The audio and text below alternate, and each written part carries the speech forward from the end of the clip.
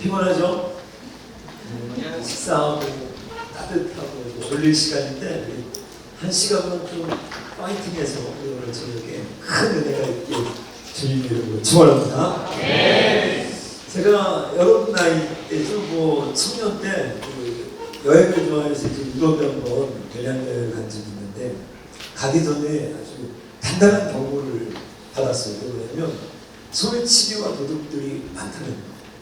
특히 이태리 로마나 프랑스 파리 같은 데서는 그 콜로세움과 에펠탑 보다가 정신을 없어서 많은 것들을 잃어버린 관광객들이 있다는 거예요. 정말 그럴까 했는데 이태리 로마에 갔을 때는 로마에 대한 상상이 모두 다 깨져버렸어요. 정말 돈을 이 소매치기에게 뺏기지 않기 위해서 정말 뭘 받는지 모를 정도로 누가 봐도 이 도둑놈이 뻔해 보이는 사람들이 주변에 너무 많아요. 돈을 심지어 저는 이제 만나지 않았지만 그 당시에 한국 사람들은 복대라고 여기 이렇게 차주고 여권이랑 돈을 이렇게 넣어주고 이제 옷 덮어서 그 안에 복대를 차고 있는데 이태리 소매치기들이 그것도 알고 있대요. 그래가지고 웃으면서 이렇게 와가지고 심지어 종이를 이렇게 쭉 보여주면 각 나라별로 복대나 그리고 영어로 뭐 또 터키 말로 이렇게 써있는 거예요. 저는 이 돈을 지키기 위해서 이 신발 운동화 깐창 밑에다가 돈을 넣고 다녔어요. 그래서 이제 이태리에서 여행을 마치고 어디든지 내가 밤에 옆나라 어디로 기차를 타고 가는데 기차 안에도 도둑이 많습니다. 설마 했는데 그 6인 이제 밤기차죠. 누워서 잠자고 있는데 그냥을 꽉 끌고 자고 있는데 도둑이 들어요. 얼마나 놀랐겠어요. 남의 나라에서. 근데 이게 전혀 도망갈 생각도 안 하고 뭐 걸렸는데 미안한 걸림도 아니고 재수 없다는 거예요. 그래서 아이고 뭐 어튼쳤다는 모습으로 나가기도 하더라고요. 제가 캐나다에서 유학할 때 처음 어학연수를 이 토론토 지역에서 했습니다. 대학은 저쪽 서쪽에서 다녔는데 토론토에는 그 토론토 대학이 있어요. 저는 그 토론토 대학에서 뭐 했냐면 어제도 말했지만 집에서 이제 운동을 했어요. 운동하고 근데 그 집에서 공부를 하고 이제 운동을 하고 옷을 갈아입고 샤워를 하고 그러는데 그 자물쇠를 편의점에서 아주 싼 거 1, 2불짜리 이렇게 팍 하면 부서지는 그런 자물쇠. 그래도 뭐 여러분 그 락커에 뭘 두고 다니겠어요? 보통 뭐 그냥 반바지, 티셔츠, 뭐 양말 이런 거란 말이에요. 운동화. 설마 이걸 두고 가져가겠어요? 그 다음날 왔더니 아무것도 없더라고요. 양말도 없었어요. 양말도 가져갔구나. 아니 양말을 왜 가져갈까? 수많은 자전거들이 여러분들 메어져 있는데요. 거기 어떤 말이 있었냐면 5분만 만약에 든든한 자물쇠를 쳐놓지 않은 자전거가 있으면 사증하고 패쪽으로 굉장히 그때 실망감이 컸습니다. 아니 토론토 대학은 뭐 세계적인 대학인데 세계 명문 대학 중에 하나인데 도둑놈들이 정말 여러분이 요새 유튜브에서 한번 미국 상황을 해외 토픽을 한번 이렇게 클릭해 보면요, 미국은 정말 과감입니다. 좀도둑들이 밀려 들어오기 시작하는데 아예 보신 적 있어요? 수십 명에서 100여 명들이 떼져 상점을 부수고 들어와가지고 다 가져갑니다. 충격적인 게 애플 매장에 들어와가지고 막 싹을 쓸어가는데 매장 직원들이 없는가? 아니 나 가만히 서 있어요. 도대체 왜 그런가 했더니 지침이 되는 거예요. 총이 있기 때문에 911에 신고 절대로 내려가거나 그 도둑들에 맞서서 싸우지 말아요. 지금 미국에 어떤 일이 벌어지고 있는지 아십니까? 여러분들 월마트라든지 대형 이런 마트들이요 지금 축소하고 매장을 전부 클로즈 하고 있습니다. 왜? 좀도둑. 심지어는 온라인으로 다 바꾸고 있고 코로나 팬데믹을 거치면서 빈도 차이가 더 심해지고 이제는 사람들이 살 수 없어서 이 좀도둑들이 기세가 옵니다. 저 작년에 한 기사를 봤는데 우리나라 경남은행이라는 그 은행에서 역대 최고의 횡령 금액이 나왔습니다. 부동산 그 대출 직원이 은행 직원이 2,988억을 여러분들 횡령했어요. 은행에서. 그래서 우리나라 지금까지의 기록을 깨셨습니다.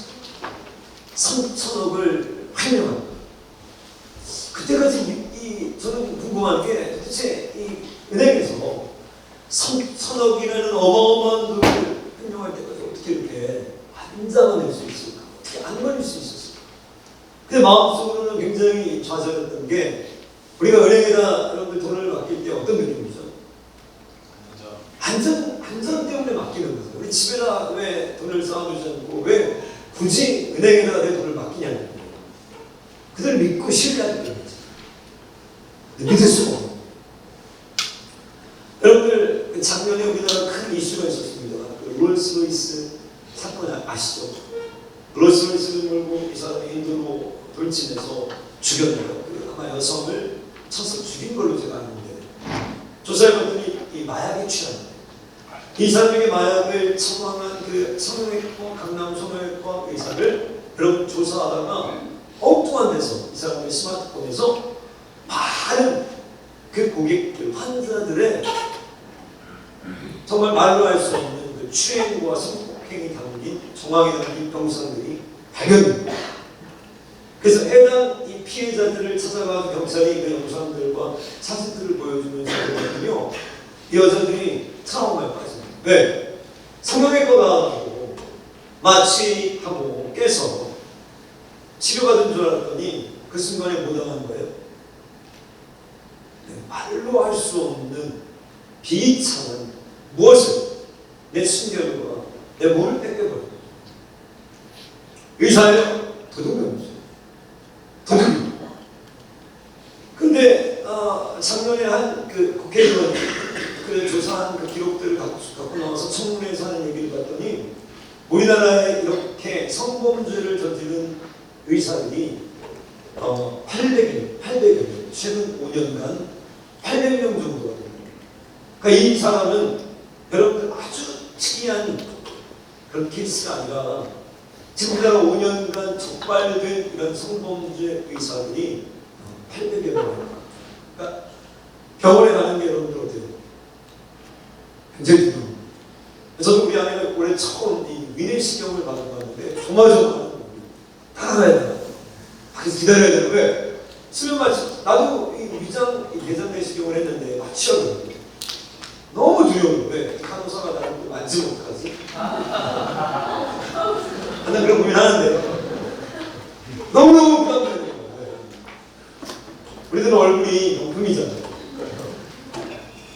여러분, 의사가 지난 5년간 적발된 게 800명이라면요, 그 수가 훨씬 더 많다는 거예요. 남의 돈을 받고 있는 은행 직원이 도둑놈이고, 사람의 건강과 생명과 목숨을 담보해서 치료해줘야 되는 의사가 실상은 도둑놈입니다. 그런데 그 의사로부터 치료를 받기 위해 갔던 우리 여성들이 일생에 지을 수 없는 고귀한 순결과 자기 몸을 굉장히 두려운 사건입니다. 얼마 전에 우리 청년 하나가 우리 성도님 아들인데 군대에서 휴가 나왔다가 그 짧은 기간에 보이스피싱으로 500만 원을 뜯겼습니다. 그 짧은 시간, 휴가 나왔습니다. 요새 그 보이스피싱의 그 방법을 우리들 다 공부해야 되잖아요. 그래서 특히 우리 목사들은 부고가 많이 옵니다. 그러나 지난주에도 장례가 3번 있었는데, 장례가 바로바로 부고가 와요. 부고는 뭐냐면 청첩장처럼 장례를 알리는 거예요. 그게 이제 카톡이라든지 문자로. 그럼 클릭해보면 그 부고의 입관, 발인 날짜들이 있고, 언제, 어디서 한다는 정보도 있는데, 이 부고를 보는 거예요. 근데 그걸 클릭하는 순간 스마트폰에 해킹이 됩니다. 그래서 거기서 인출되기 시작해요. 여러분들의 모든 정보들이. 그래서 어떤 분이 평생 모은 수억 원을 다 날렸는데, 여러분, 이게 충격적입니다. 이거 보상받을 수 있을까 없을까? 없어. 거의 못 받아. 잡았는데 범인이요 써버렸어요. 그럼 어떻게 돼요? 감옥에 가잖아요. 근데 그 사람이 감옥에 가면 나는 보상 받은 걸 못 받은 거예요. 내돈! 그 사람이 감옥에 가는 순간 그 대가로 감옥을 가면 내 돈은 어떻게 돼요? 끝난 거예요. 이게 마귀의 거예요. 우리를 위협합니다. 우리가 죄를 짓게, 우리를 범죄하게, 우리를 타락하게 해요. 그리고 우리를 지옥으로 보내요. 마귀가 어떻게 본인 지옥으로 보내요. 근데 보상이 없어요. 영혼을 뺏기는 거예요. 우리 인생을 뺏기는 거예요. 육체를 뺏기는 거예요. 보상받을 감옥 들어가면 끝이에요. 나 그래서 너무 충격받아요. 아니 돈은 주고 감옥을 가라고. 평생을 모은 그 수업. 그래서 우리 청년들이 전세 사기 당해서 어떻게 해요? 미추홀을 구해서 30명 넘게 청년들이 죽었어요. 여러분과 같은 청년들이 자살했어요. 왜? 사회에 처음 나와서 돈을 모아서 그 목돈으로 전세 사기범에 걸려가지고 지금 우리 교회도 전세 사기를 당해가지고 3번째 순위로 낙찰됐는데 못 받는 거예요. 여러분 그 고통과 비참, 내가 모은 모든 재산이 하루아침에 눈 앞에서 엊그제는 쿠팡에 나온 또 다른 신종 보이스피싱인데 이거 또 다르다. 이거 뭐냐면 여러분들 해킹해서 쿠팡에서 전부 상품권을 사버려요. 자, 여러분들을 현금을 빼가는 게 아니라 여러분들 스마트폰에 클릭하면 거기서 해킹을 해서 여러 쿠팡에서 여러 카드로 이 상품권을 수천 개씩 사버려요. 10만원짜리 상품권. 그걸 다시 팔아서 경찰로 현금화시키는 거예요. 쿠팡에 그랬는데 받을 방법이 없어요. 점점 치밀해지고 점점 교묘해집니다. 저는 이런 것들을 보면서 이 세상은 지금 도둑놈들 판이 병원에 가도 은행에 가도 심지어 문자 날마다 도둑놈들이 문자를 무엇을 노리고 있어요? 우리들은 돈을 노리고 있어요. 우리들의 건강을 노리고 있어요. 우리들의 몸을 노리고 있어요. 우리들의 승리를 노리고 있어요. 그런데 무엇을 우리들의 영혼도 노리고 있다. 오늘 요한복음 10장 1절에서 우리 한번 10장 1절을 같이 한번 읽어보겠습니다. 내가 진실로 너희에게 이르노니 문을 통하여 양의 무리에 들어가지 아니하고 다른 데로 넘어가는 자는 절도며 강도요. 10절 우리 한번 또 10절도 읽어보겠습니다. 도둑이 오는 것은 도둑질하고 죽이고 멸망시키려는 것뿐이요 내가 온 것은 양으로 생명을 얻게 하고 더 풍성히 얻게 하려는 것이다. 주님은 오늘 10장에서 우리들에게 누구에 대한 얘기를 하고 있는가? 영혼의 도둑에 대한 얘기를 하고 있습니다. 누구? 영혼의 도둑인 옛뱀이라고 하는 마귀, 사단에 대한 얘기를 하고 있습니다. 우리가 보이스피싱을 당해도 치명적, 심지어 자살까지. 우리가 의사를 잘못 만나도 도둑놈을 만나면 많은 것들이 잃어버리고 평생 지을 수 없는 상처를 만나게 됩니다. 그런데 우리 인생에는 넘어야 될 수많은 장애물들과 유혹들과 시시탄탄 우리를 노리고 있는 누가 있다고 하죠? 옛뱀, 사단, 마귀가. 그가 예수님 비유로 말씀하십니다. 당시 이 고대 근동에서 양을 치는 그 문화, 유목 문화에 익숙해져 있던 그 팔레스타인 주민들은 쉽게 이해하는 거예요. 마을에서 큰 그 마을에 양 우리를 마련했고 많은 양들이 거기 와가지고 맡겨놓은 다음에 그 양의 주인들이 이제 해가지고 자기 집으로 갈 때 그 양들을 다 찾아서 낼 때 그 주인에게 와가지고 문지기가 문을 열어주면 자기 양들을 불러서 데려가는데 여러분 이 도둑은 은밀하게 문으로 들어오지 않고 그 담을 넘어 들어옵니다. 우리 인생에도 이런 존재가 있다는 거예요. 그게 마귀예요. 우리가 원치 않아도 원하도 우리가 시시각각 오는 사람처럼 우리의 삶과 영혼과 젊음을 삼키려고 오늘도 오고 있습니다. 여러분 에덴을 보십시오. 창세기 3장에 보면 모든 것이 좋았던 그 창세기 3장에 에덴 동산에 누가? 사단이 거기 들어와 있어요. 뱀이 들어와 있다. 그러면서 그들을 파괴했어요. 가론유다가 예수님에게 뺏겨서 예수님을 따라가고 있는 그 순간에도 마귀는 예수 팔 생각을 유다에게 넣어주고 그 다음에 그 생각을 받아들이자 이제는 유다의 마음속으로 들어갔다. 우리 마음속에 사단이 들어올 수 있다는 거예요. 심지어는 예수님이 공생애를 앞두고 준비하고 계실 때 40일 동안 주고 성령에 충만하실 때 사단이 와가지고 예수님에게 은밀한 거래를 지십니다. 근데 마귀가 노리는 게 있어요. 마귀가 무엇을 노린다고요? 소중한 거. 가장 소중한 거. 중국은 여러분 그 남아 선왕서상과 얼마 전까지 한 아이만을 낳게 하는 그 정책 때문에 이 유괴가 아주 극심했어요. 한 해에 10만 명 정도의 아이들이 유괴당하는 어느 정도로 유괴가 사회적인 큰 문제였냐면 뭐 아이 그냥 대낮으로 돌아다니다가 그 부모, 엄마 품에 있는 아이를 뺏어서요 달아나기까지 이런 정도로 중국 사회는 큰 문제였어요. 저도 애를 넷을 키우거든요. 내가 어느 눈앞에서 자식을 뺏어간다. 치명적이다. 고강탕이라는 사람의 그 일화가 여러분들 영화로 제작됐습니다. 이 사람 뭐냐면 중국에 50만 킬로를 오토바이 12대로 횡단하면서 24년 동안 잃어버린 아들을 찾은 거예요. 아들이 눈앞에서 유해당했어요. 그래서 이 사람이 24년간 뭐했냐, 직업을 버리고 아무것도 안 하고 오토바이를 몰면서 그 아들의 얼굴을 사진에 크게 컬러 프린트해가지고 오토바이 뒤에 꽂은 다음에 중국 전역을 돌았어요. 우숙하면서 다리 밑에서 가면서 때로는 강도를 만나고 버린 오토바이만 12대인 거예요. 뭐 하려고? 아들을 찾아요. 24년 만에 아들을 만났습니다. 이게 영화로 나왔어요. 유독화가. 근데 몰입이 안 돼. 왜? 유독화가 너무 잘생겼어. 나 진짜 아버지 그게 안 돼. 근데 나 이 영화 보고 싶어. 난 이 아저씨 어강탕이라는 사람 설교할 때 여러 번 얘기했어. 왜? 여러분 생각해봐. 아들 된 거 무슨 잊어버렸어. 여러분 인카운터가 뭡니까? 어제 우리 여기 간사님이 설명하는데 인카운터는 뭐냐면 하나님을 대면하는 거예요. 내가 전혀 예상하지 못했던 방법과 예상하지 못했던 순간의 주님을 만나는 거예요. 근데 하나님이 어떤 사람들을 인카운터했냐면 하나님 영화죠.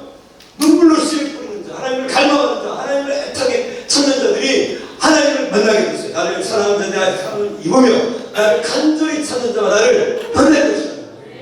24년이요. 오토바이를 12대를 벌어가면서 가정은 어떻게 됐을까요? 재산은 어떻게 됐을까요? 다 망했어요. 직업 있어요? 없어요. 건강이 어디 있어요, 여러분들? 이 사람에게 뭐가 있었어요? 집념이 있었어요. 이 사람의 목표는 하나였어요. 이 사람은 뭐예요? 모든 것을 거기에 걸었어요. 이 사람은 모든 것을 버리고 그 하나를 추구한 거예요. 그게 뭐예요? 잃어버린 아들을 찾게 되는 거예요. 왜? 이게 가장 소중해요. 인터뷰를 했습니다. 다 찾고 어떻게 이렇게 할 수 있었습니까? 어떻게 당신은 24년이라는 여러분 24년이면요. 제가 24년이면 70대. 그 인터뷰한 기자에게 이 아버지가 이렇게 얘기했습니다. 그게 아직도 잊혀지세요. 내가 오토바이를 타고 있습니다. 내가 오토바이를 타고 내 아들을 찾기 위해서 달려가고 있을 그때 나는 내가 아버지로서 살아있는 걸 느껴요. 그게 나의 정체성이에요. 난 아버지는 난 내 아들을 찾아야 된다. 이거밖에 없다. 모든 것을 버릴 수 있을 만큼 가치가 있는 아들입니다. 그 아들을 찾았을 때 그 잊혀지지가 않아요. 이 아버지의 그 눈물과 통곡과 애원, 아들은 뻘쭘한 왜 아들은 기억이 없어요. 아버지는 기억이 없어요. 양궁 밑에서 팔려와서 잘 살고 있어요. 지금 대학 다니고 들어본 적도 없는 그 아버지. 여러분 우리가 하나님을 그렇게 찾고 우리가 진리를 찾고 우리가 경건함을 추구한다면요 만나지 못했으면 한 사람도 없어요. 여러분 명심해야 됩니다. 오늘 우리 영혼의 마귀가 담을 넘어서 우리 인생에 들어오는데 제가 여러분과 대해서 제가 초등학교 5학년 때 집에서 혼자 있는 시간이 많았는데 어느 날 텔레비전 보고 이렇게 저녁 9시쯤에 그날도 너무너무 무섭고 집에 혼자 있으니까 불을 다 켜놓고 우리 집에 사람들이 없어요. 우리 누님은 병원에서 있고 우리 아버지 병원하고 계시고 어머님 나가셨고 2층 연립주택에서 살고 있는데 베란다를 딱 보는 순간에 도둑이 너무 들어오고 있는 야 그때가 지금 40여 년 전인데 다리가 안 움직여져요. 내 뇌에서 뛰어 그런데 이게 안 뛰어 이게 죽어 뛰어 근데 심장 소리가 막 터지는 것 같아요. 터지는 거. 다음에 이제 매달려서 올라오고 있어. 내가 원하게 됐어요. 안 움직여. 뛰어 이렇게 뛰어. 근데 여러분 내가 지금 이 설교를 준비하고 나이가 많이 먹어서 그때를 생각하면서 내가 만약에 딱 5분만 뒤에 거울 봤다. 내가 만약 그때 TV를 보다가 그냥 아무 생각 없이 봤던 그 베란다 만약에 그때 내가 화장실에 갔다든가 만약에 그때 내가 냉장고에 가서 끊어먹고 다시 돌아와서 바로 앉았다면 내가 5분만 늦게 그 목격했다면 내 인생이 어떻게 됐을까? 내 인생이 설교하고 있었을까? 모르는 거예요. 그죠? 모르는 거예요. 내 인생이. 아 그렇구나. 너무 모를 때 본 것이 내가 본 것이 아니라 하나님 은혜였구나. 하나님 복이 하시는구나.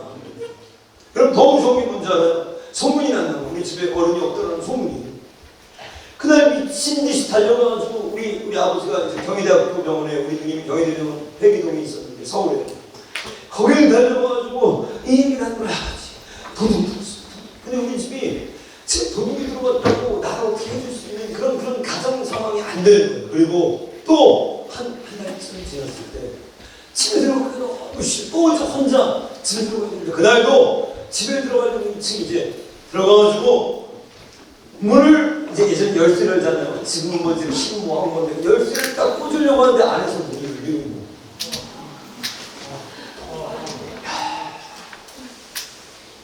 근데 뛰어! 발이 안 움직여. 뛰어!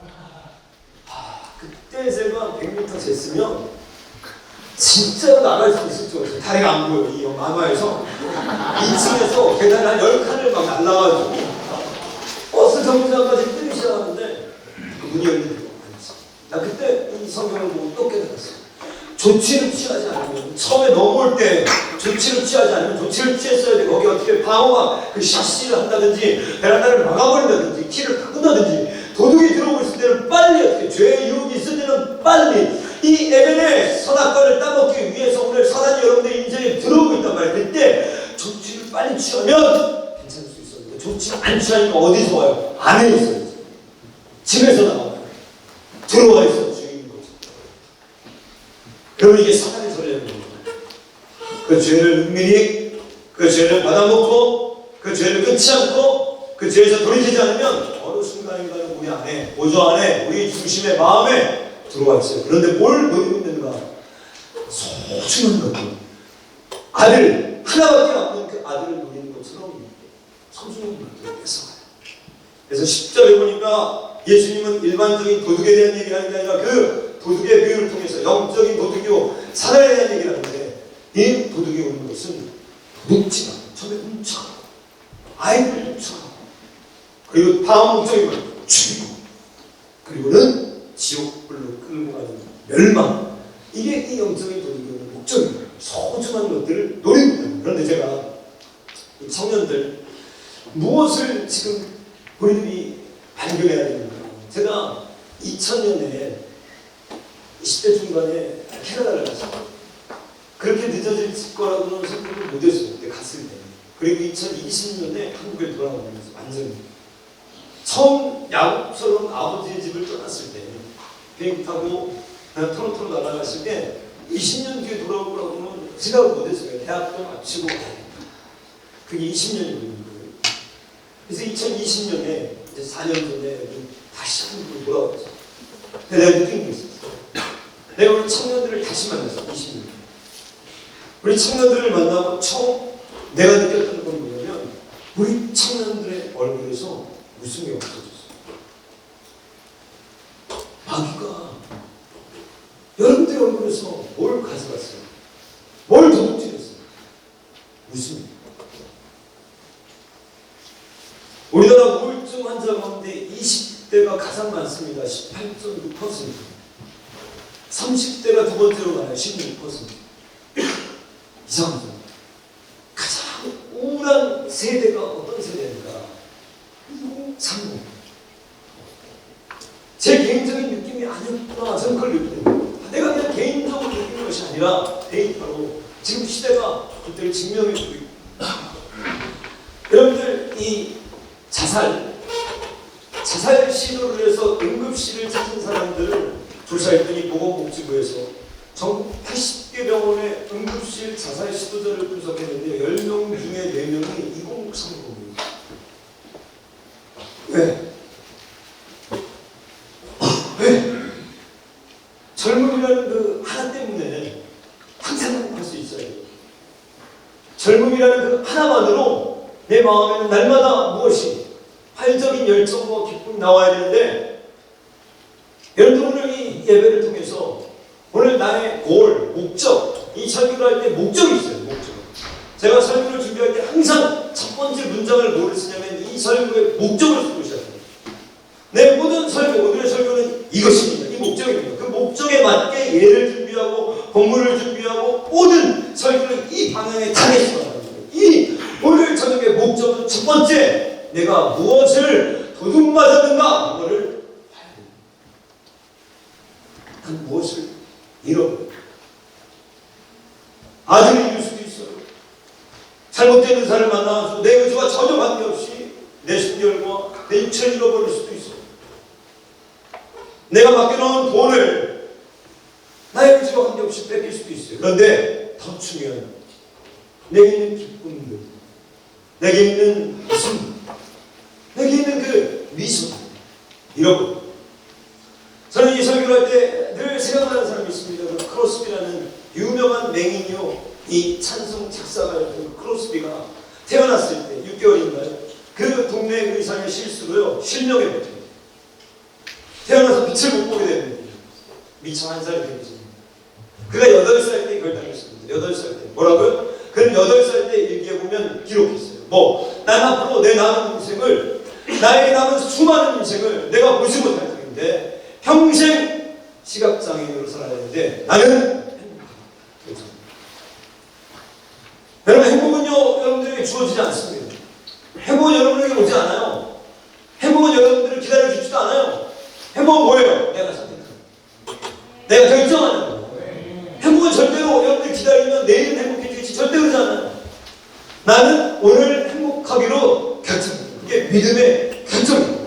행복하지 않은데, 행복한 상황이 아닌데, 행복할 수 없는 조건인데 내 시력을 도둑맞았는데 어떻게 하겠다는 거예요. 그런데 나는 믿음으로 기뻐하겠습니다. 그가 만든 주옥과 같은 것들이 이 찬송가에 많이 있습니다. 웃음을 도둑맞은 이 청년들, 무엇을 또 도둑맞습니까? 젊음이에요. 젊음. 이것도 데이터가 얘기해 줍니다. 여러분들 그 은둔형의 둘이들 아시죠? 히코모리라고 정말로. 이게 뭐 사회적인 큰 이슈인데 지금 정부가 작년에 추정하기로 52만 명을 추정해요. 이게 추정이에요. 몰라요. 어디 들어가 있는데 다 그 사람들을 은둔형의 둘이 정도를 지날 수가 없잖아요. 추정한 게 52만 명인데 이게 사회적으로 이제 문제가 많이 일어났다는 거예요. 왜? 대부분 52%는 20대의 은둔형 외톨이를 시작해요. 그래서 그들이 어디로 가는가? 은둔형 중년으로. 그리고 그 마지막 볼 종착역이 고독사예요. 당연하죠. 혼자 있는데 누가 죽을 때 어떻게 죽어요? 혼자 죽는 거예요. 이게 왜 지금 사회적으로 큰 문제인가?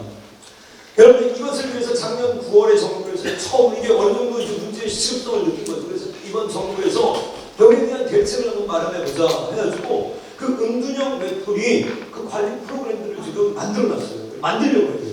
첫 번째가 발굴하는 거예요. 발굴. 누가 지금 은둔형 히키코모리들이 있는가? 교회에서도 마찬가지예요. 그리고 어떻게 해서든지 그들이 사회에 재정할 수 있는 그 방안을 한번 논의해보자. 어떻게 하면 일자리를 창출해보고 어떻게 하면 이 사람들이 그 방에서 나와서 어떤 사회에 적용할 수 있고 새롭게 할 수 있고 그리고 사후 관리. 그렇게 된다면은 다시 방으로 들어가지 못하도록 우리가 한번 이것을 해보는 운동을 해봐야 되지 않을까. 제가 지난주에 우리 이호기 목사님 설교 제목에 은혜를 엄청 받았어요. 제목이 뭐였어요? 가만히 있는 거잖아요. 사무엘의 11장에 이렇게 몸물려가지고 가만히. 뭐가 돼요? 가만히 있는 게 있죠. 아무것도 안 했잖아요. 가는도 안 했어요. 부득질도 안 했어요. 가만히 있었는데 젊음을 나눕니다. 하나님 주신 에너지를 나눕니다. 하나님 주신 그 아름다운 삶을 납니다.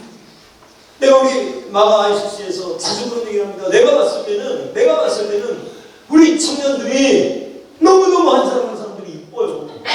안 믿는데 에이 멍치 막 이들의 얼굴 거짓말하니까 목사가 내가 봤을 때 다 이뻐. 다 이뻐. 근데 본인들이 그렇게 생각하고 본인들이 그렇게 생각 안 하면 하나님이 우리에게 너무너무나도 중요한 것들을 주셨는데 그 가장 중요한 것이 뭐예요? 생명. 생명을 바꿔 말하면 뭐예요? 시간. 생명이 뭐예요? 시간. 우리 지금 시간을 쓰고 있는 거예요. 우리 지금 생명을 쓰고 있는 거예요, 여러분들. 근데 가만히 있어도 쓰고 가만히 안 있어도 쓰고 어쨌든 시간은 생명을 쓰고 있는 거예요. 그럼 어떻게 써야 될까? 뭘 써야 될까? 나는 그 가장 귀중한, 난 오늘 여기 설교하러 불러줘서 얼마나 고마운 줄 몰라. 왜? 가장 위대한 일에 가장 중요한 일에 내 시간과 생명을 쓰고 있는데 아는 거야. 집에서 유튜브 보고 오늘 들어와가지고 그게 죽이지. 그게 마귀가. 마귀가 여러분들을 뭘 훔쳐가고 있습니까? 젊음을 따먹는 거예요. 젊음을 가장 왕성할 때, 가장 기뻐할 때, 가장 에너지가 있을 때, 가장 기쁨이 있을 때, 낙엽, 흘러가는 낙엽만 봐도 나이에 다 짜증나.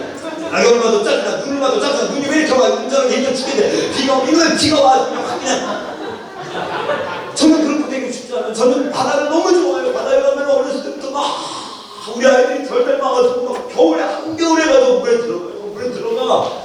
산에 가면 산이 너무너무 좋아요. 산은 야 이렇게 산은 좋지 나무도 있고 공기도 좋고 이야 산길 가기도 좋고 겨울은 너무 좋아요. 반바지요. 반팔티 스레마가 신고 다니면서 얼마나 좋구나. 겨울이면 너무 좋아. 패딩 두꺼운 패딩 입고 롱패딩 입고 부츠 신고 어그를 누가 사줬는데 이 어그를 신고 싶어가지고 미쳐버리고 오늘 신고 내가 차가운 신고 왔는데 이 어그를 신고 나가려고 어그가 플로리다에서 사는 사람인데 애들이서 썸머예요. 이런 데는 썸머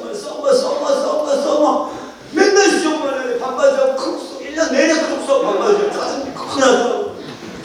우리나라 너무 좋아해. 봄이 있습니다. 여기 있습니다. 가을 있습니다. 겨울 있습니다. 뭐 썰매 탈 수도 있어요. 수영할 수도 있어요. 산도 70% 산이에요. 그럼 바다가 있어요. 인천도 있어요. 월미도도 있어요. 회로원데 온몸의 것들이 다 있어요. 그런데 망할 사람들은 그게 아니에요. 제가 우리 아이를 가르치면서 이 가정 예배를 드리면서 아주 귀에 무시 박히게 우리 아이들에게 가르치는 본문이 민수기 14장에 정탐꾼들의 비유입니다. 야 12명이 갔어. 아시죠? 돌아왔어. 하나님이 뭘 보셨어요? 그 10명이 돌아와가지고 부정적인 보고를 하는 거예요. 그때는 망했어. 자기가 망한 게 아니라 가족도 망했어. 자식도 망했어. 다 망했어. 2명은 뭘? 시간을 믿음은 뭘? 시간을 다른 시간을 갖고 똑같은 걸 보는데 다른 시간을 여러분들 결혼 누구랑 해야 돼요? 여러분들 누구랑 생각해요? 여러분이 누구를 만나는가 해서 기쁜 사람을 만나면 여러분도 기뻐져요. 즐거운 사람을 만나면 여러분도 즐거워져요. 그런데 어떤 사람은 우울한 사람, 부정적인 사람, 말을 안 하는 사람, 폭력적인 사람 여러분들의 인생도 같이 사랑의 분리를 매우 가는 난 어떤 사람이야? 난 어떤 사람이야? 긍정적인 사람인가? 내가 해피바이러스인가? 내가 상쾌한 바이러스인가? 나를 만나는 사람들은 주변에 내가 가면 스마일, 웃음이, 랩핑이 떠지고 내가 가면 사람들이 즐거워지고 내가 가면 피스가 그렇게 있어. 교회에서 여러분 옆에 여러분들 봐봐. 남덕은 마귀는 뺏어가 거기에 그늘을 주는 거예요. 거기에 우울함을 뿌리는 거예요. 거기에 부정을 뿌리는 거예요. 그리고 여러분의 젊음을 촉촉합니다. 늙은 인생 마치 이 사람 다 살아있는 사람이 있어요. 아무 에너지와 아무 기회가 없이 아주 미관적으로 방에서 죽으면 관에 들어가는데 그죠? 방에 왜 들어가? 방에서 뭐하게? 피키고머리 제일 안 돼. 왜? 내가 우리 아이에게 경고 애들 생기면 비스 스마트폰 태블릿 여러분 초등학생들이요 우울증이 안 먹어요. 부모들이 몰라요. 왜 몰라? 게임 안 해요. 게임만 하는 줄 알아요. 천만을 봤어요. 누가 게임만 해요? 게임하다가 뭘 봐요? 고구마를 다 깰 때 그 고구마 줄기 뿌리에 어마어마한 것들이 다 묶여있는데 스마트폰을 다 그런 땡기는 순간 여러분들 들어가 봐요. 뭐가 보여요? 난 설교만 봤어. 난 유튜브에서 설교만 봤다고. 근데 옆에 뜨는 쇼트 동영상들 보면 이게 뭐야? 왜 이런 게 떠? 이거 우리 아이들이 보면 어떻게? 게임만 하는 사람 어디 있어? 없어요. 거기 수많은 고구마들 그 뿌리에 수많은 개들, 수많은 불만들, 수많은 가족들, 수많은 동물들 그게 무엇을 여러분들의 웃음과 삶을 도둑질하고 있는가? 마귀가 또 무엇을 도둑질하고 있는가? 우리의 눈을 도둑질하고 있습니다. 저희 아버지가 굉장히 보수적인 분이었어요. 아버지 좋은 아버지를 만나가지고 저는 우리 아버지에게 너무 감사한 게 저를 완전히 군인처럼 키웠어요. 일어나 그러면은 5시간 항상 일어났어요. 아버지가 너무 무서워가지고 우리 애들은 내가 일어나 한 번도 아니 학교를 빠져보거나가 아니라 저는 학교를 제일 먼저 제가 다녔어요. 너무너무 무서워가지고 텔레비를 본다 하면 사형에 해당하는 것을 볼 수가 없어요. 그런데 우리 아이들이 지금 이제 이 시대를 키우다 보니까 여러분 보세요. 우리 한국 사람들 WHO가 경고했는데 한국이 OECD 국가 중에 가장 시력이 나쁜 국가다.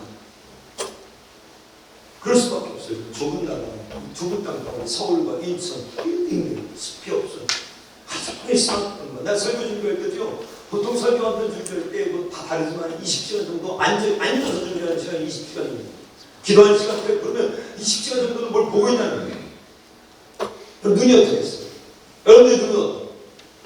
제가 몽골에 선교사를 몽골은요, 이 사람들의 시력이 5.0, 난 처음 알았을 때 사람이 5.0이 있다는 거예요. 나는 2.0이 만점인 줄 알았어요. 5.0이 있어. 아니 어떻게 5.0은 뭐 봐? 지금 어떻게 보는 게 5.0이야? 매가 사람보다 시력이 9배 높아요. 매가 가장 시력이 좋아요. 수리가 두 번째고 매가 사람보다 9배 더 여러분들 시력이 좋습니다. 그리고 바꿔 말하면 뭐예요? 시력이 18.0에서 20.0입니다. 몽골 사람들이 5.0, 6.0이에요. 태국에 한 섬에 2,500명 부족이 사는데 거기 사람들 모겐족이 시력이 9.0이에요. 왜 그러는가? 하늘, 바다, 초원 이런 걸 보는 하늘. 몽골이 유목민이잖아요. 하늘. 내 양대를 지키기 위해서 하늘. 눈밖에 없어요. 그런데 내 시력을 떨어뜨리게 하는 많은 것들이 없어요. 이런 것들이 내 눈앞에. 그러니까 이런 밝은 눈을 가지는 거예요. 우리는 눈을 도둑맞았어요. 눈부터 마귀가 도둑맞게 합니다. 여러분들이 눈이 성경으로 꽂혀 있습니까?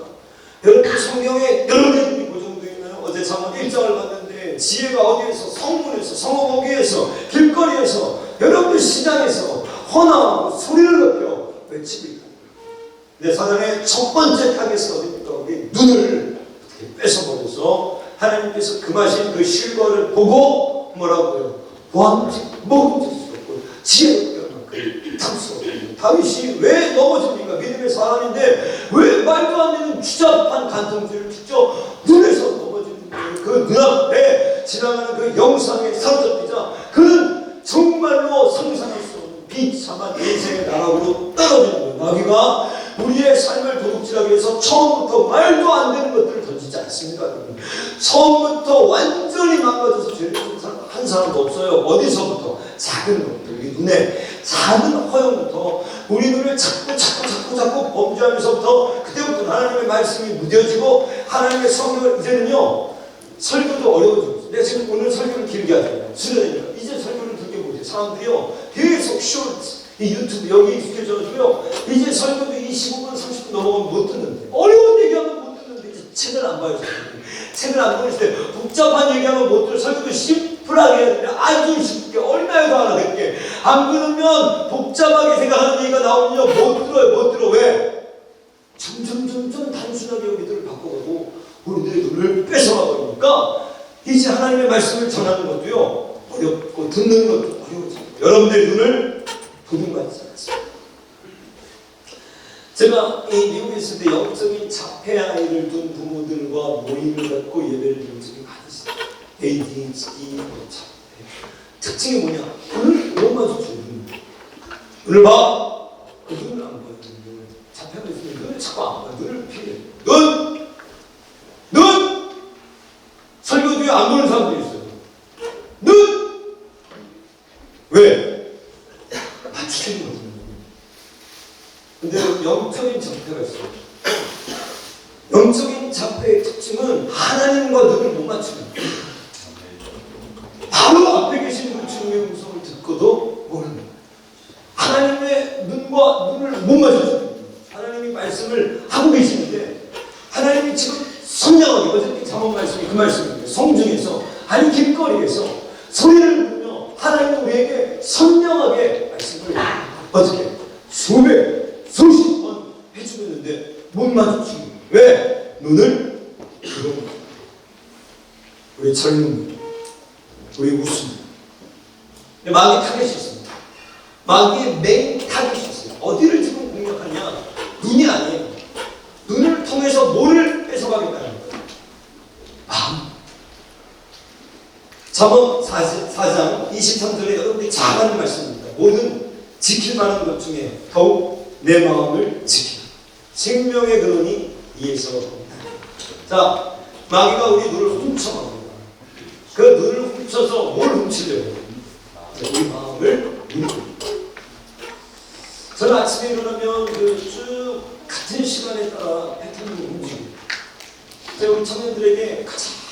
작동하는 것 중에 하나가 이 습관이에요. 좋은 습관.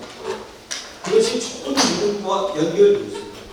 어떤 사람이 예수님을 잘 따라가고 승리하는가 좋은 습관을 갖고 있습니다. 이 습관이 몸에 붙어 있어요. 이게 루틴으로 만들어져 있어요. 안 그러면 매번 밑빠진 독에 물거든요. 내가 청장년, 초등학교, 중학생들 쭉 스펙트럼을 통해서 사람들을 가르쳐보니까 어떤 사람들이 좁은 길의 여정에서 끝까지 완주하는가 그건 아주 심플했어요. 누가 좋은 경건한 습관을 몸에 확실히 익혀놨는가 있어요. 다시 돌아가는 거예요.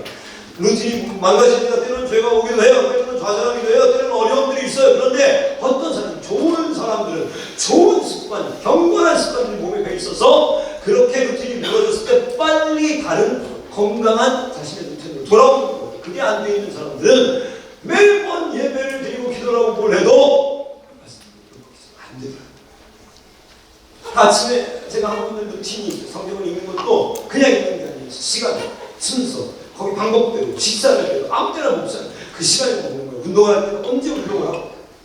근데 목회를 하다 보면 이게 안 돼. 굉장히 어려워. 누가 앞에 장례가 일어나고, 누가 앞에 결혼을 하고, 누가 앞에 뭐 부르고, 밤늦게까지 막 전화를 해야 되고, 상담을 해야 되고, 그 루틴이 깨지기 쉬운 가장 좋은 직업이 우리한테 목사예요. 목사는 쉬는 시간이 없어요. 목사는 이 출근 시간이 없어요.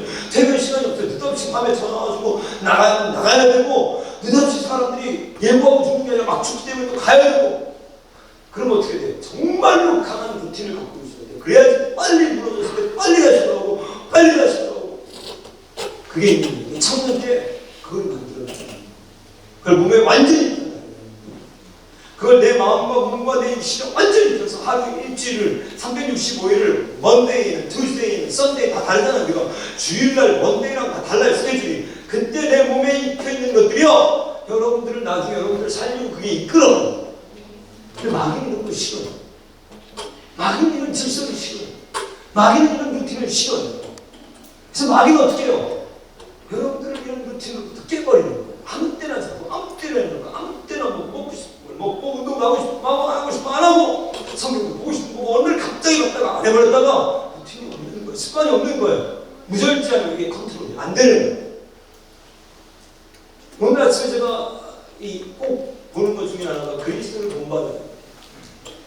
여러분들 보는 사람이 있을지 모르는데 오늘 그리스도를 본받아 1월 13일 아침에 이제 쭉 읽는데 거기 적혀있는 걸 내가 적어왔어요. 이렇게 적혀있습니다. 오늘 그리스도를 본받아 1월 14일거든요. 거룩을 갈망하는 자는 다른 사람과 대화할 때도 상대방에게 자신의 영역을 드러내지 않으려고 주의합니다. 우리는 말에 대한 특별한 주의가 없이 침묵이 없이 경건을 유지하기 어렵습니다. 침묵. 그 다른 사람들과 얘기할 때 여러분들 자신의 마음을 드러내지 않는 것. 이건 거짓 아니에요? 아니에요. 드러내는 거예요. 침묵. 거리도 침묵. 자신 안에 마음에 있는 것들을 다 얘기한다. 좋은 게 아니에요. 구설수요. 비판받아요. 마귀가 없어요. 제어해야 되고 입술을 제어하고 마음을 제어. 나도 어제 얼마나 집에 들어가서 후회했는지 몰라. 여기서 노래 부르고 막 하지 말고 하지 말고 나도 이렇게 고상한 삶을 하고 싶어. 망가져가지고 유튜브가 안 나오면 다 하겠는데 유튜브가 나오면서부터 제동이 걸려가지고 근데 어떤 분이 나에게 위로를 하는 거예요. 목사님이 그런 하시고 목사님이 때로는 그런 어떤 좀 기존 설교에서 안 나오는 그런 행동들을 해도 어떤 사람이 그걸 통해서 설교를 듣게 되고 은혜도 받게 되고 저는 그러니까요. 포기하지 마시고 당황하지 마시고 그래 그럴 수 있겠구나. 교회 안에는 정말 아주 확실히 많고 정말 스탠다드하고 아주 부드러운 아나운서 같은 설교를 좋아하는 사람들도 있지만 또 저 같은 사람들은 시장바닥에서 막 얘기하는 이런 사람들 목사님 같은 분이 나와서 신사적으로 아주 젠틀하게 그냥 아주 확실적으로 그렇게 해서 은혜를 또 받는 사람이 있고 못 받는 사람이 혹 있으면 또 저 같은 사람이 와 나 이렇게 인트라가 받는 MSG 팍팍팍팍 뿌려가지고 회개하고 어떻게 하든지 누가 무엇을 어떤 방법으로 전하든지 그리스도가 전파돼서 그리스도의 힘이 드러나고 회개하고 그런데 여기 이렇게 얘기하는 거예요. 침묵 없이 입술을 제하지 않고 경건을 유지하기 어렵습니다. 당신이 마음에 참된 평화와 그리스도와의 연합을 진실로 원한다면 자신을 지키십시오. 자기 자신도 지키지 못한다면 그 무엇도 이루지 못할 것입니다. 지키라. 뭐를? 마음을. 이 마음을 누가 누리고 누가 참. 근데 정말 마음이 생명의 근원이 있습니다. 내 마음에 사랑하겠다고 마음 먹으면 참해요. 근데 내 마음에 화가 나서 미워해버리면 그 미움이 어떻게 돼요? 내 마음을 지키라고 했어요. 사람의 마음 먹기가 달렸다고 우리가 마음을 어떻게 먹느냐에 따라서 우리 인생에 방향이 많이 달라져요. 오늘 눈을 뺏어서 마귀는 집중적으로 어디를 노리고 있냐? 그 마음의 방주를 무너뜨리고 그 마음의 문에 타고 들어가서 우리 마음속에 있는 보호와 진리를 다 빼가지고 이 마음을 황폐시키고 그리고 마지막에 누리는 게 뭐예요? 영혼. 마음을 뺐으면 뭐를 뺐을 수 있기 때문에 영혼을 뺐을 수 있어요. 우리 영원한 생명을 뺐을 수 있어요. 이게 오늘 우리들의 인생에 들어오는 사람의 전략입니다. 다 계십니다. 노래도 있는 거. 여러분 뭘 뺏겼어요? 잘 봐요. 뭘 뺏기고 있어요? 여러분들 우리 설교를 들으면서 성령이 역사하셔가지고 나는 무엇을 들은 것이지? 저는 예수님을 이 고등학교 졸업하던 해 제가 90학번인데 96년에 제가 대학 들어갔는데요. 전 그 해 주님을 만났어요. 이렇게 수련회를 갔다가 그때 이제 고등학교 졸업하고 중고등부 수련회 보조교사를 따라다니는 거예요. 난 그 수련회가 나를 여기까지 오게 할 거라고 상상했어요. 그리고 난 지금 이게 내 소명이에요. 이렇게 이 방학철이 되면 이 청년들이나 중고등학생들 난 불러주면 다 간다고. 왜? 내가 그 은혜를 경험했기 때문에 한 사람만이라도 이 인생에 다시 돌아오지 않은 그 기억, 그 놀라운 하나님을 만나는 경험만 일어나기 시작한다면 여러분들의 인생에 다 같은 일이 벌어지지 않아요. 그래서 저는 제가 20살 되던 그 수련회 가가지고 전혀 예상하지 못했던 성령님 저를 만져주셔서 그 예배당 기도원이죠. 성전 바닥을 온 눈물 울려고 안 했어요. 뭐 때문에 울는지도 모르겠어요. 내가 지금 이런 기도를 한다는 걸 상상도 못했어요. 교회에서 울면서 기도하는 사람들이 제일 저는 당황스러웠어요. 그 모습을 내가 하면서 쓰러져서 부끄러지는데 갑자기 설교 시간이 끝나고 기도하시다는데 뭔가 불덩이가 내 마음을 때리는 것처럼 내 안에 치유가 막 일어나기 시작하는데 난 그때 알았어요. 주님이 한참 지나니까 이게 치유, 힐링이었고요. 주님이 피 묻은 손으로 내 마음과 영혼에 오랫동안 묶여있었던 상처와 신분과 고민과 누구에게도 전하지 못했던 내 마음 아픈 것들을 많은 것들을 치료하고 계셨는데 그 전에 어떤 일이 있었냐면 이런 거예요. 내가 고등학생 때 철이 일찍 들었어요. 철이 왜 일찍 들었냐? 집안이 환경이 안 좋아요. 여러분들 집안 환경이 안 좋은 분들이 있을지 몰라요. 철이 일찍 들어요. 나는 한 번도 부모님에게 우리 아버지에게 돈 용돈을 받았던 적이 없어요. 왜? 내가 딱 보니까 내가 초등학교 2학년 때 집을 보니까 용돈 줄 형편이 아니고 이건 됐어. 내가 알아서 셀프로 살아요. 그래서 중학교 3학년 올라갈 때 신문 돌리는 게 있어요. 신문 돌리는 것부터 일을 하기 시작했어요. 그걸 돌리다가 그 다음에 뭐냐 국수 나르는 일을 하기 시작했어요. 그 다음에 뭐 하냐면 평화시장에 가서 옷감 그 다음에 또 뭐 수도 없이 많은 일들을 하면서 이동직 아르바이트 돈을 벌고 살리거든. 우리 아이들이랑 이제 세대 차이가 나죠. 우리 아이들은 잘 이해를 못해. 야, 아빠가 너네 아이들 신문 돌렸어. 막 그래 아이들 무슨 소리 하는 거야. 신문 인터넷에서 보는데 신문 뭐야. 뱀이 얼마나 많이 받는 뭘 얼마나 많이 받는 1200원 받아서 30대 커피숍에서 일하는 1200원. 근데 제가 일찍 철이 들었어요. 왜? 인생이 어렵더라고. 굉장히 어렵더라고. 정말 죽고 싶더라고. 난 정말 인생이 망했구나. 고등학교 졸업할 때쯤 딱 내가 철이 들어가지고 내 앞을 딱 봤는데 내 앞을 이렇게 보는데 캄캄. 진짜 캄캄. 그럼 자살하는 사람들이요 힘들어서 죽는 게 아니에요. 자살하는 사람들이 힘들어서 죽는 것 같은데 천만의 말씀. 자살하는 사람들이 왜 죽냐면요 소망이 없었어요. 아무리 힘들어도 소망이 있으면요 살아요. 왜 죽냐? 내일도 이럴 것 같아요. 모레도 이럴 것 같아요. 내가 내 인생의 앞날을 보니까요 답이 없어. 왜? 집이 가난해. 도와줬어요. 아무것도 특별히 재능이 있는 것도 아니었어요. 병 들었어요. 우리 가정에 아픈 사람, 장애. 근데 예수님도 몰라. 하나님도 몰라. 믿음 속에 아무것도 없어. 목자가 없어. 내 인생은 내가 그런데 내가 무슨 생각을 하기 시작했냐면, 아까 도둑 들었다고 했잖아요. 나는 이 생각을 하기 시작했어요. 내 인생에 도둑이 들어온 것 같아요. 누군가 우리 가정을 의도적으로 망치고 있는 것 같아요. 내 인생이 분명히 도둑 맞은 것 같아요. 저는 이런 일을 많이 봅니다. 여러분, 렘브란트 아시죠? 레오나르도 다빈치와 유럽의 양대 거장이었습니다. 렘브란트가 여러분들 얼마나 위대한 화가인가. 그가 종이에다가 낙서로 이 그림 연습한 거, 여기 손바닥만한 그림 연습한 게요, 250억에 팔렸어요.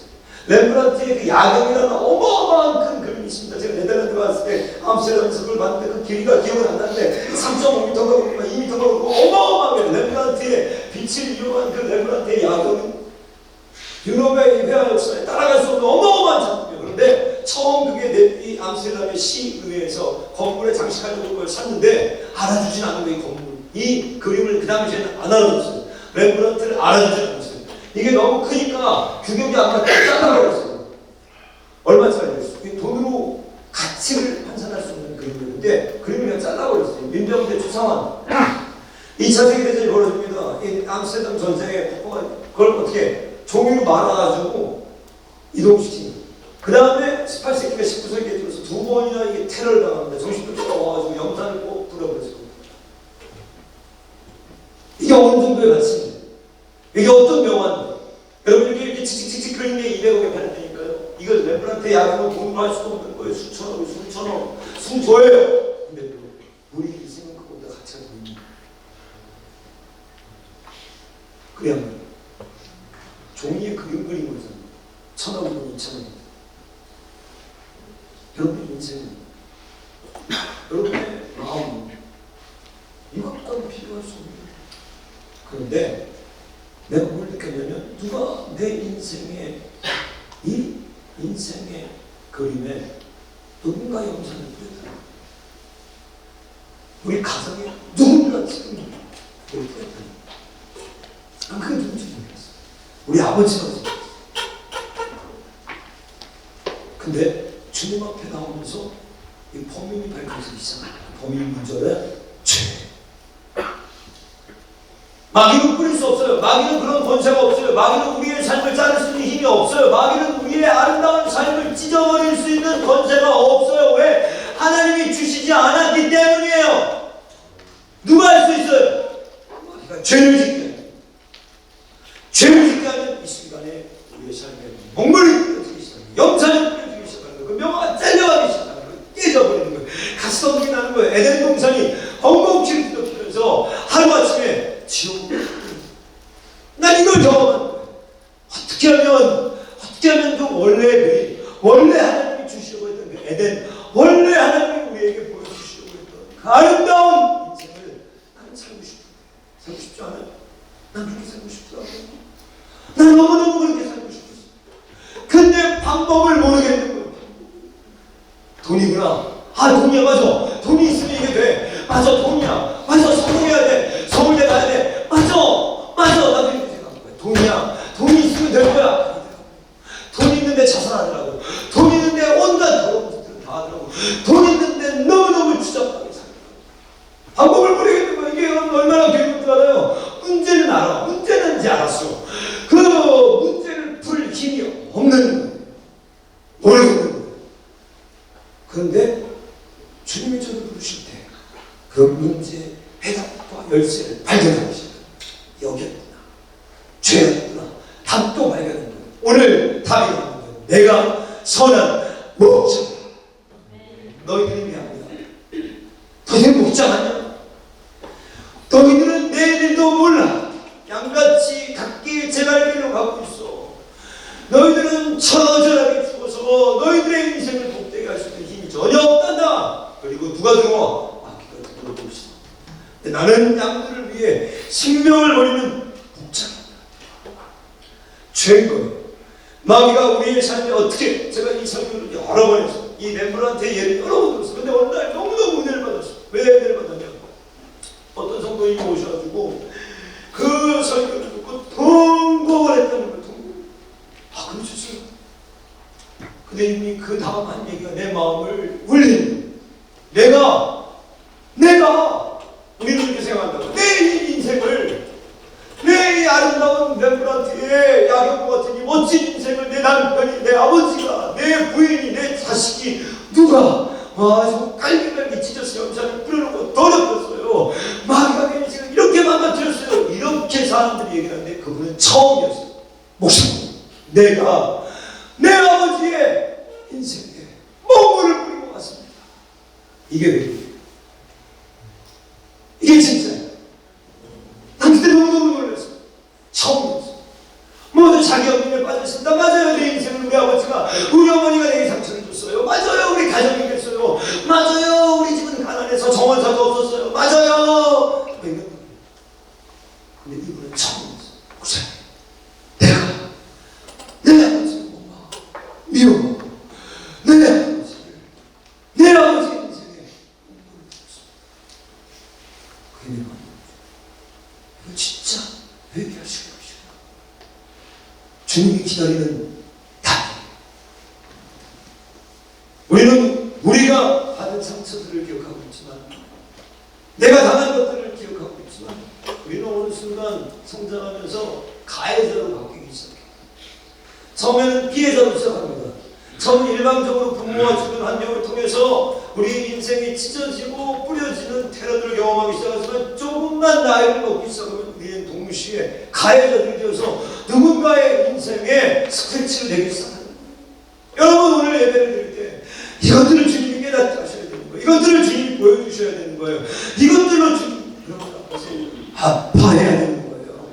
그 가시덤불과 가시덤불과 엉겅퀴를 내 인생에서 제거해야 된다. 그래서 저는 이렇게 물어봐요.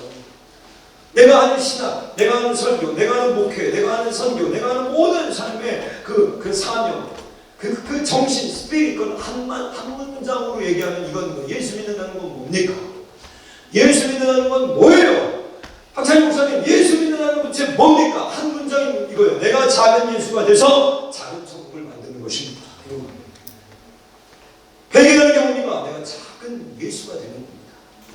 그래서 뭐 하는 겁니까? 작은 천국을 만들고 에덴을 배우고, 무너져버린 에덴, 가시덤불과 엉겅퀴를 뒤덮어버리니까 에덴, 하나님이 우리에게 원래 주시려고 했던 그 하나님, 에덴이 좋았더라, 좋았더라, 신이 좋았더라. 어디에서부터?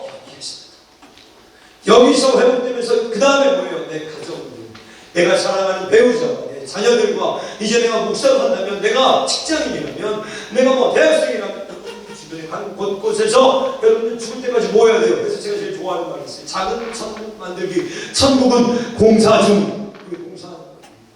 평생 작은 천국들로 만들어가는 거예요. 근데 우리는 안 돼요. 누가 필요해요? 예수님이 필요해요. 예수님이 우리에게 말씀하시고, 예수님이 우리 주인이 되시고, 예수님이 우리의 목자가 되실 때 그게 가능한 거예요. 그런데 외방꾼이 있다는 거예요. 그가 이런 것들을 노리고 있다는 거예요. 어떻게 하면 우리의 인생을 도둑맞지 않을 수 있을까? 오늘 방법이 나와 있습니다. 아까도 말했죠? 마귀는요, 우리 인생을 무너뜨리고 죽일 수 있는 권한이 없어요. 욕을 죽일 수 있는 권한이 없어요. 주님에게 펄미심이 떨어져요. 그런데 뭐를 하는가? 유혹하는 자, 실험케 하는 자, 참소하는 자, 뭘 하게 해요? 죄를 우리를 넘어뜨리는. 그리고 뭐라죠? 우리에게 은밀한 거래를 합니다. 은밀한 거래. 여러분들과 이미 거래를 다 했어요. 마귀가 창세기에 와서, 그리고 마태복음에 예수님의 공생의 직전에 예수님께 와서 딜을 합니다. 거래를 해요. 그게 뭐냐면 이거예요. 너 마음대로 해라. 너가 원하는 대로 해라. 너가 주인이 되라. 너가 하고 싶은 대로 해라. 이거예요. 너가 바꿔 말하면 하나님이 되라. 우리는 이 딜을 다 이미 마귀와 했어요. 그리고 거의 대부분, 아니 전부 다 이 딜을 이미 했어요. 뭘 원했을 때부터 내 마음대로 하겠다. 왜 키워보면 조금만 성장하면 자기 마음대로 합니다. 부모 말 안 들어요. 다 자기 뜻대로 하려고, 자기 생각대로 하려고, 자기 뜻대로 컨트롤하려고 해요. 여러분들 주인 누구예요? 예수 믿는 게 뭐예요? 여러분들 회개했다는 게 뭐예요? 건강했다는 게 뭐예요? 중생했다는 게 뭐예요? 예수의 사랑했다는 게 뭐예요? 그 주도권을 주님께로 다시 돌렸다는 거예요. 여러분들이 다시 죽었다는 거예요. 여러분들이 왕 대신 주님 앞에 여러분들의 주도권을 내려놓는 거예요. 그 은밀한 거래를 파괴했다는 거예요. 근데 우리는 교회 다니면서 이건 안 바꿉니다. 이건 할 수 있어요. 뜨겁게 예배를 드릴 수 있어요. 그런데 뭘 안 바꾸냐? 은밀한 거래 계약서는 파괴하자는 거예요. 그리고 뭐예요? 끝까지 내가 하고 싶은 것들, 내가 주인이 돼서 나라는 자아를 낙을 못 박지 않는 거예요. 그러니까 여러분 어떻게 되는가? 여기 뒤에 마귀의 속임수가 있습니다. 그 제안을 받아들이는 순간 우리는 어떻게 되냐? 사단의 종교를 타고 있어요. 그걸 가스라이팅이라는 거예요. 요즘 제가 오늘 이 설교 준비하다가 뉴스 하나를 봤는데 너무너무 슬픈 사연이 들어요. 어머니가 아내가 죽었어요. 근데 그분이 살아생전에 그 영상 사진 보는데 너무너무 아름다워. 너무너무 고우시다. 젊으십니다. 아내가 어머니가 H실업 최초 여성 임원이자 연봉이 4억이었고 아주 뛰어난 아내입니다. 한 회사의 최초 여성 임원이자 연봉이 4억 되는 엘리트. 근데 어느 순간부터가 가족과 인연을 끊고 이상해졌어요. 연락도 가족과 관계를 다 끊어버려. 왜 그럴까? 성당에 다니는데 이분이 소천하고 난 뒤에 이메일에서 수천 통의 이상한 이메일을 발견합니다. 그 수천 통은 모두 한 사람과 주고받았는데 누군가 평소 그가 다녔던 성당의 주임 신부였다. 근데 그 이메일을 열어보면서 충격적인 거예요. 믿을 수 없는, 정말 이게 도대체 우리 엄마가 쓴 게 맞는가? 그 성당의 주임 신부와 주고받은 이메일이 이런 내용입니다. 마지막에 이제 암으로 소천하셨는데 그 신부님에게 이런 질문을 하는 거예요. 사랑니를 뽑아도 됩니까? 아니 사랑니를 뽑아도 돼요, 안 돼요? 알아서 하면 되잖아요, 그죠? 난 뽑았는데 안 뽑아도 괜찮으면 뽑지 말고 나는 사랑니 옆으로 나와가지고 밀어서 뽑았는데 그거 알아서 해요. 앞으로 뽑지 말고, 그죠? 나는 밀어가지고 이빨이 다 틀려졌어요. 그래서 이걸 뽑았는데 너무 이상한 메일이에요. 이런 메일이에요. 집 앞마당을 산책해도 되는지 뭐 당하고 있는 거예요? 가슴. 주님, 여러분 기도해야 하나님, 제가 앞마당을 산책하고 싶습니다. 가르쳐 주시옵소서. 제가 동해에 가도 되겠습니까? 하고 싶으면 하고 되잖아요. 가서 보고, 그죠? 회도 먹고. 우리 주님이 가지마, 동해 가지마, 기도해, 맨날 기도해. 먼데이, 투데이, 웬스데이, 터스데이, 프라이데이, 세븐데이, 썬데이, 기도해! 그러지 않으시죠, 우리 주님. 우리 주님은 선한 목자예요. 양들을 위해서 뭐라고요? 생명. 여러분들이 다 속고 있어요, 지금. 하나님 믿으면 맨날 기도해야 되고, 내가 좋아하는 거 하나도 못하고, 교회에서 연애도 못하게 하고, 내가 너 누구 죽을 거야. 돈 내면 다 언급해야 되고, 술도 먹고, 담배 먹고, 영화도 보고, 재미도 없고, 옷도 거지 같은 거만 입고 다니고, 교회 맨날. 그래서 와서 찬양만 하고, 또 찬양, 또 예배. 천국에 왔더니 하루 종일 예배를, 속았어. 왜? 속은 난 제일 행복하니까 예배드리는 거예요. 미친놈이죠? 예배드릴 때 제일 행복해요. 왜? 찬양. 세상 어디서도 경험할 수 없는 평강, 하나님의 침, 하나님의 힘, 하나님의 만지심. 난 진짜 그래요. 왜? 나는 그래서 이런 청년들한테 얘기 많이 해요. 마약하는 애들이 어떤 면에서 이해가 되냐. 이것 때문에 마약하는 애들이. 난 마약을 해본 적이 없지만 예배드릴 때 중독성이 있어요. 예배, 찬양의 그 중독성, 매력. 거기 안에 모든 치유, 회복과 하나님의 음성과 하나님의 말씀이 인카운터가 일어나는데 예배보다 중독이 있어요. 이상하게 찬양하면 안 돼요. 그들이 나와가지고 이상하게 이러면 안 돼요. 잘 예배해야 돼요. 아무 예배나 얘기하는 거예요. 그런데 보세요. 사랑이 뽑아도 됩니까? 앞마당을 산책해도 됩니까? 암에 걸린 뒤에는요, 죽었어요. 근데 치료를 받아도 되니까 하는데 답장이 뭐냐면 치료를 받지 마십시오. 기도하십시오. 전심으로 기도하십시오. 그리고 모두 헌금하십시오. 그래서 치료를 안 받고 죽었어요. 그리고 모든 유산은 누구에게 남겼을까요? 이 신부에게 남겼어요. 목사하면서 얼마나 다행인지 뉴스를 보면서 이게 가스라이팅입니다. 자, 마귀는 오늘 달콤하게 여러분들 유혹합니다. 여러분들 마음대로 하라고 합니다. 여러분들의 주권을, 여러분들이 하나님 믿지 말고, 여러분들이 하나님을 믿어도 여러분 마음대로 하라고 그래요. 여러분들이 교회를 다녀도 여러분들이 주관이라고 그래요. 여러분들이 목사가 되고 신앙을 해도 여러분들이 주인이 되라고 해요. 마귀는 교회 다니는 걸 무서워하지 않아요. 여러분들이 예배 드리는 걸 무서워하지 않아요. 여러분들 다 하라고 합니다. 다 열심히 하라고 해요. 그런데 너가 주인이 돼. 너가 주인이 돼. 그 카드를 우리가 계약서에 사인하는 순간 그때부터 이런 일들이 벌어지는 거예요. 멀쩡하게 배운 사람들, 멀쩡한 지식과 이성을 갖고 있는 사람들이 사람, 종교, 가스지 당하는 거. 그러니까 이단이 있고 신천지가 있고 문선명이 나오고 가스. 이게 마귀의 전략이거든요. 일단 들어오면 장악하는 건 시간 문제. 마귀가 처음에는 문을 타고 들어옵니다. 생각을 넣어줍니다. 그 생각을 받아먹어서 안으로 들어가기 시작하면 장악하는 건 순간입니다. 내 마음대로 못 살아요. 내 멋대로 하고 싶었지만 내 멋대로 되는 거 하나도 없어요. 평생 가스라이팅 당하다가 인생의 많은 것들을 다 낭비해버리고 다 잃어버리고 다 휩쓸려서 사람 일을 해야 됩니까?까지도 물어봐야 되는 종이들이고 이게 마귀가 아니고 마귀가 내 종이고 만드는 겁니다. 우리 주님은 뭘 주세요? 자유를 주세요. 갈라디아 성경도 바울이 뭐라고 그래요? 갈라디아 교회 안에 많은 거짓 선지자들이 있고 많은 거짓 선지자들이 하나님 하더라고요. 그리스도 안에 있는 자유를 훔치려고 하는 거예요. 여러분, 신앙은 자유예요. 신앙은 딱 한 가지 뭐예요? 신앙은 뭐예요? 선악과만 금지하는 거예요. 이건 뭐예요? 너가 주인이 아니야. 하나님이 주인이야. 하나님을 너를 들어 너의 왕으로 모시고 그 다음에는 뭐예요? 너의 마음대로 다 하십니다. 예전에 어떤 목사님이 우리나라 유명한 목사님인데 신하늘이 이렇게 정리했어요. 하나님을 사랑하십시오. 마음을 다하고 뜻을 다하고 성품을 다하고 목숨을 다하고 힘을 다하여 증거해야 하는 여호와를 사랑하시고 그 다음에 여러분들이 하고 싶은 일 다 하십시오. 이게 신앙. 모르죠? 이게 믿음이에요. 한 가지 하나님의 축복. 하나님 나의 왕. 그리고 하나님이 우리를 어떻게 해요? 그런 조정으로 출발하는 거. 어마어마한 나 도둑 맞은 삶을 살아봤습니다. 내 인생을 도둑 맞았어요. 많은 것들을 도둑 맞아봤어요. 난 가난이 뭔지 알아요. 병이 뭔지 알아요. 미움이 뭔지 알아요. 죄가 뭔지 알아요. 음란이 뭔지 알아요. 거짓이 뭔지 알아요. 그 밑바닥이 뭔지 알아요. 그 슬픔이 뭔지 알아요. 그런데 주님이 내 인생에 찾아오셔서 그 주님이 나의 목자가 되어주시고 그 주님을 따르겠다라고 결단한 그 순간부터 오늘 이 순간까지 주님 따라온 내 인생을요, 내 삶을 멈췄어요. 어떻게 나는 이런 삶을 살았지? 어떻게 나는 이렇게 풍성하지? 어떻게 나는 내가 원하는 모든 삶을 다 이뤘지? 난 어떻게 이렇게 행복하지? 난 부족한 게 없어요. 난 다윗의 고백이 이해가 돼. 주님을 따라오는 모든 사람들이 이런 고백을 해요. 나는 부족한 게 하나님 없어요. 전 멈춰요. 전 다 있어요. 너무 행복해요. 하나님 어떻게 나를 이렇게 여기까지 인도하셨죠? 나는 주님이 나의 목자입니다. 다른 무엇도 나의 목자가 될 수 없어요.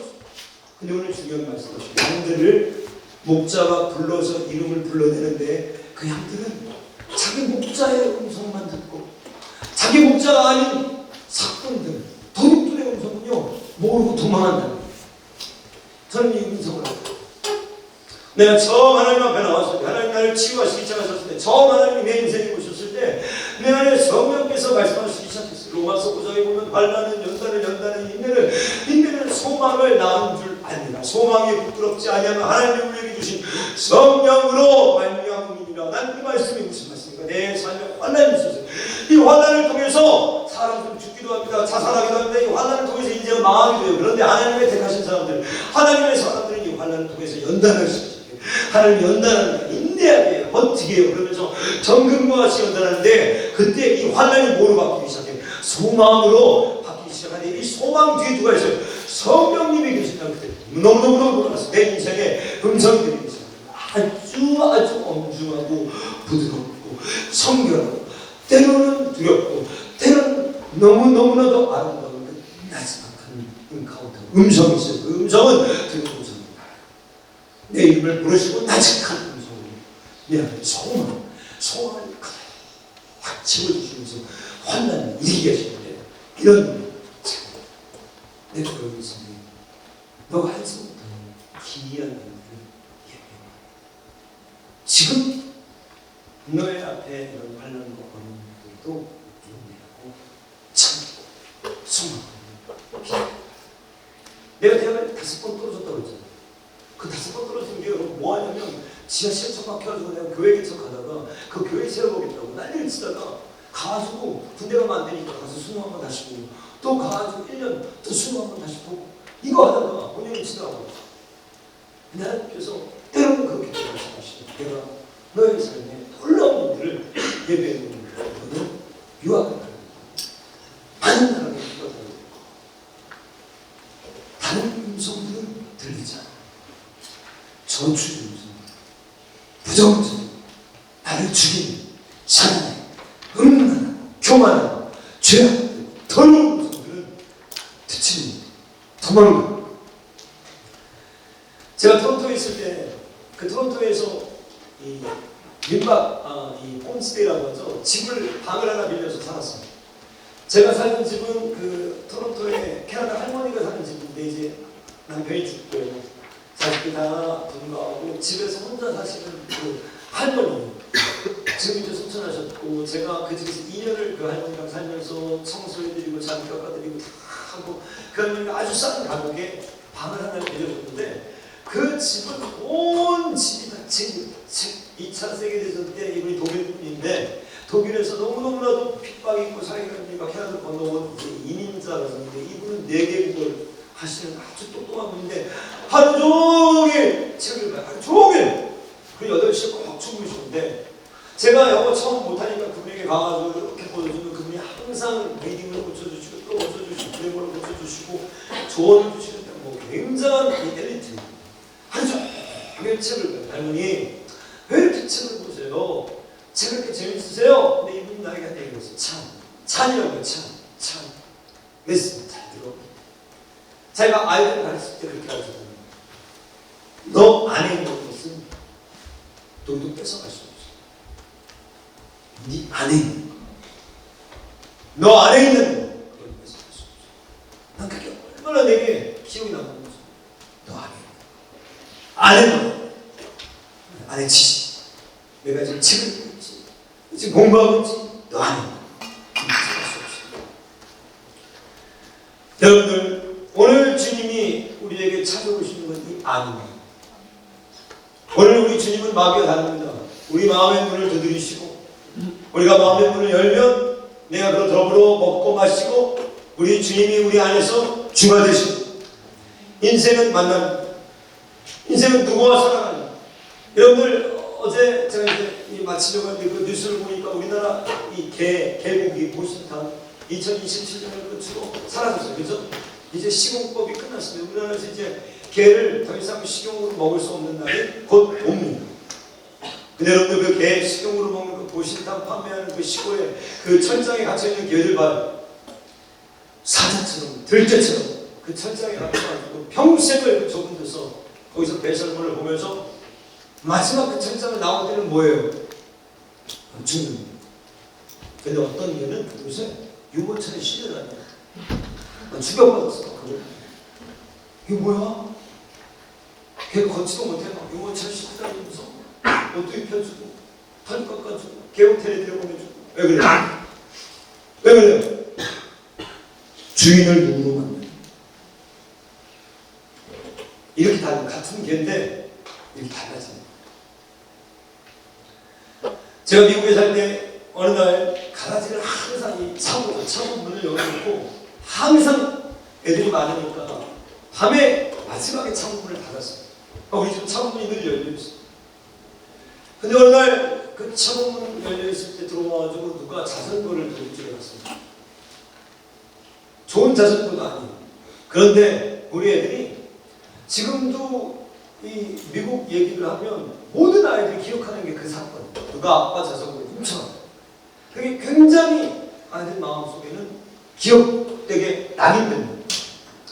저는 이해합니다.